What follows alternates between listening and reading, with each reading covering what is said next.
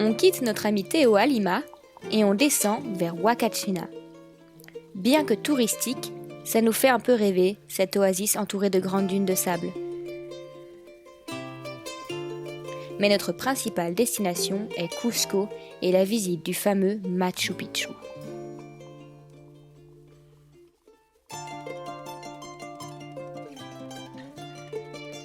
Huacachina est un lieu de villégiature pour les locaux, mais surtout une attraction touristique, connue pour ses excursions en buggy dans les dunes.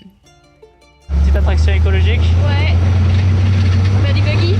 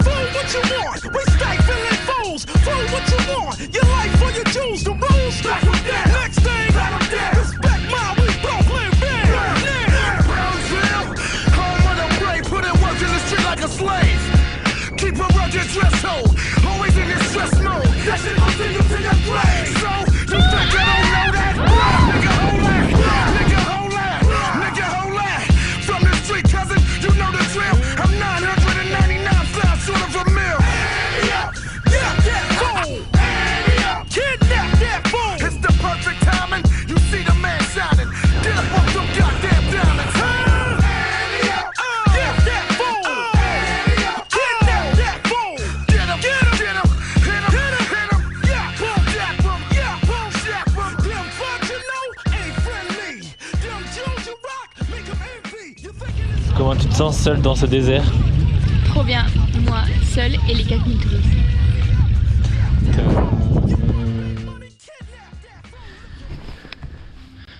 Un petit réveil à 6h qui fait plaisir parce qu'on est quand même aux dunes de Huacachina. Et voilà, j'emmène Nolwenn en haut de la dune par ses propres jambes et pour son plus grand bonheur. La bonne nouvelle, c'est qu'il fait gris, donc le lever de soleil il va être peut-être inexistant. Yes! À 6h du matin, c'est parti pour 45 minutes de montée pour voir le lever de soleil. Le résultat est saisissant de déception. La bonne nouvelle, c'est qu'on a la 4G en haut.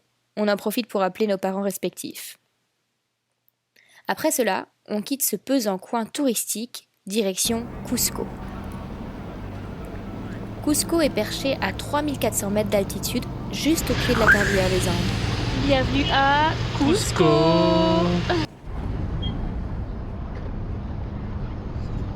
Coucou. Cette ancienne capitale de l'Empire Inca est un mélange architectural de style espagnol et de monuments Inca. Bon alors nous on va faire quoi? On va se coucher.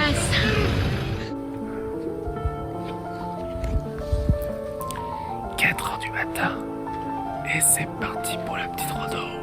Le Salcantay Trek est un ancien chemin Inca qui mène au Machu Picchu. Sur 5 jours, nous allons parcourir une distance de 75 km avec pas mal de dénivelé. Première étape, la Laguna de Humantay. Très fréquentée, on réalise qu'on est sur une des régions à notoriété internationale. On fait de multitudes de rencontres durant le trek, dont 2 voyageurs, Hugo et Julie, qui nous tiennent compagnie durant la montée.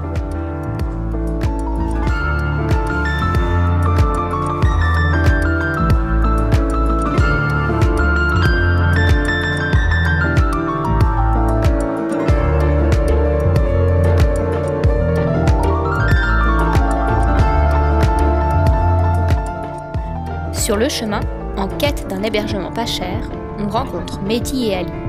Quelle chance, car ils semblent avoir une bonne étoile.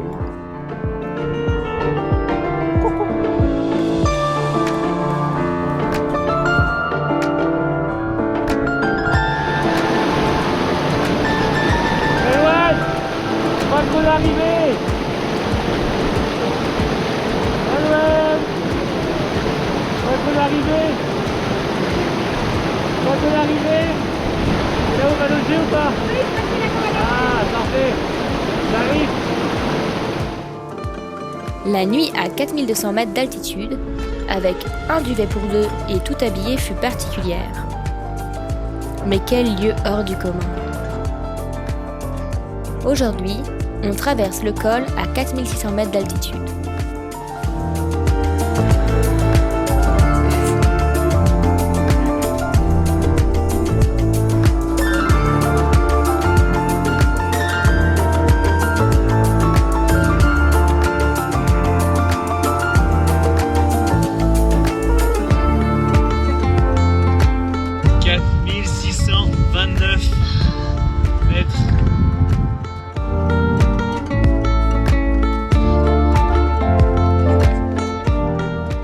Maintenant, c'est la longue descente dans la vallée.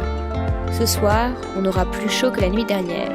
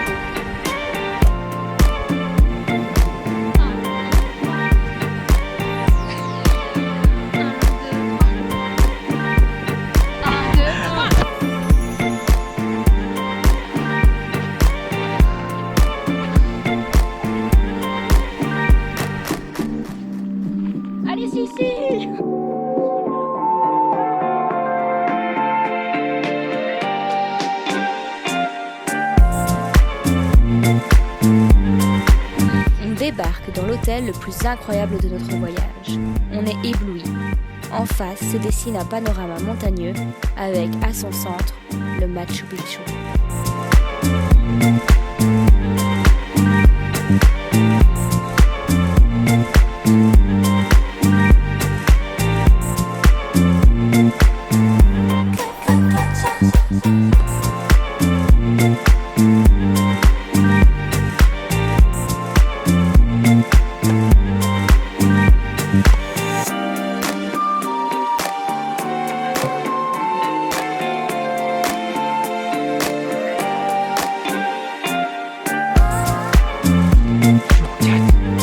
Aujourd'hui, on se dirige vers Agua Caliente, la ville touristique au pied du Machu Picchu.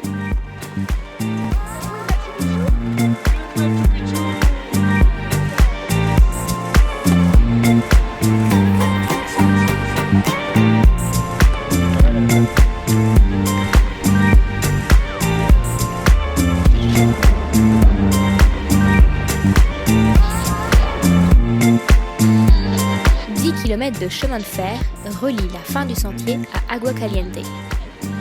C'est chouette de longer une voie ferrée. Un peu monotone quand même. Mais en bonne compagnie, ça passe tout seul.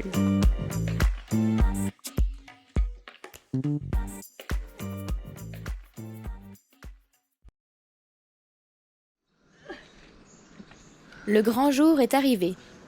On gravit les 1900 marches qui nous séparent de l'ancienne cité Inca.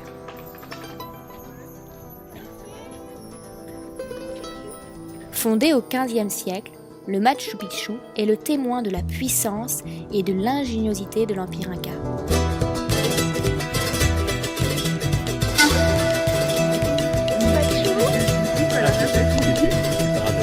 Picchu.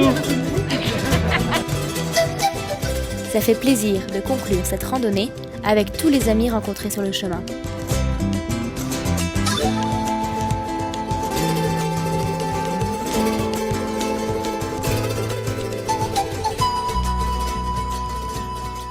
Sans l'utilisation de mortier, d'outils en métal, ni de roues, il se présente comme une merveille archéologique du monde antique.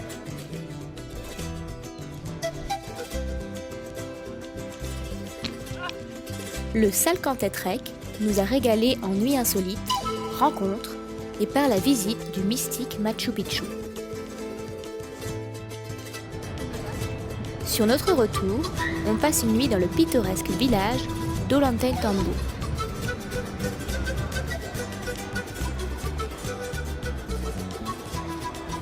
Arrivé au marché central, on se dope en vitamine C. Et il va en falloir, car j'ai eu une nuit quelque peu agitée. Malgré tout, je décide de poursuivre notre programme du jour. Donc là on est avec Nolwenn un peu ce qui pète la forme. Hein. On va faire un bon petit jus. Et puis c'est dans la vallée sacrée. Hola! Ok, gracias. Bon dia. Vera et Quentin nous avaient donné un petit tuyau pour se rendre dans les marais salants tout en évitant la masse touristique. Après 5 jours de trek, on en chie un petit peu quand même. Le sac sur le dos, tout ça. La chaleur. Une Nolwenn malade. Mais bon, le spectacle est quand même grandiose ici.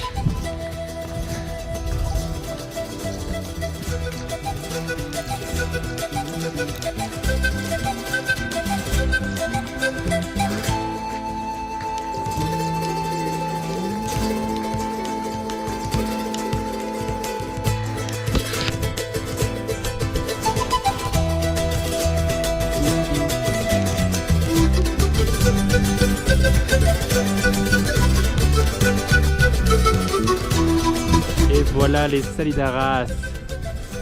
La petite source d'eau se trouve peut-être quelque part d'ici, remplie de sel, qui va descendre dans tous les bassins pour ensuite sécher et puis être récupérée. Donc il y a aussi la source de touristes, tu vois, qui vient de là-haut, avec tous les collectivos.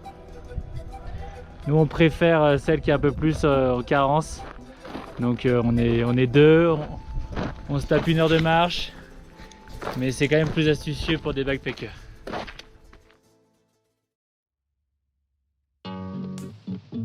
On serait bien resté une semaine de plus pour visiter la vallée sacrée.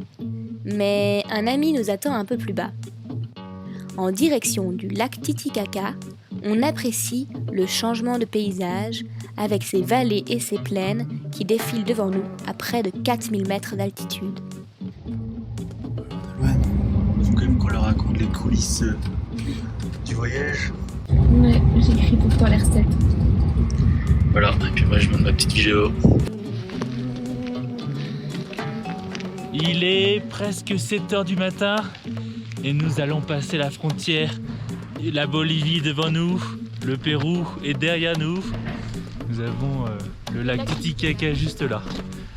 Et on devait le passer hier, mais petite mésaventure. Ouais, c'est la prise 2 parce que hier on arrive juste à 17h. Et là le Pérou nous dit ah bah de notre côté c'est ouvert, mais en Bolivie c'est fermé parce qu'il y a un décalage horaire. Et ils se sont même pas synchronisés ces cons-là.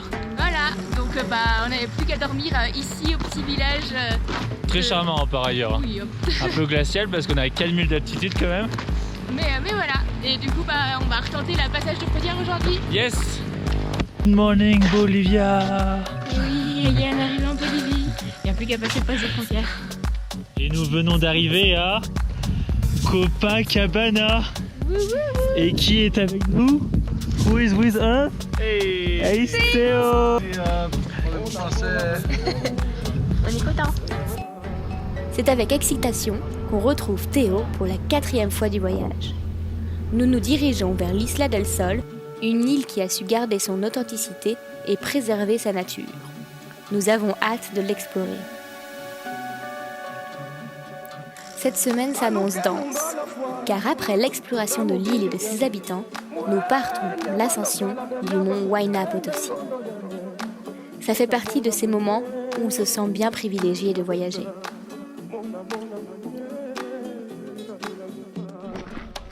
On en a vu des tuk-tuk. Il était encore plus pimpé l'autre. Mais les tuk-tuk pimpés, alors là, pas beaucoup. Hein. Tin, tin, tin.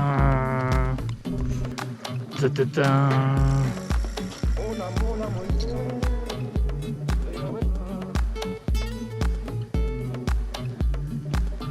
Des petites briques en adobe. Ça nous rappelle des beaux souvenirs, ça. Ça c'est notre objectif là, on sera rentré. Maison 2 étages avec sortie de bois. Très beau.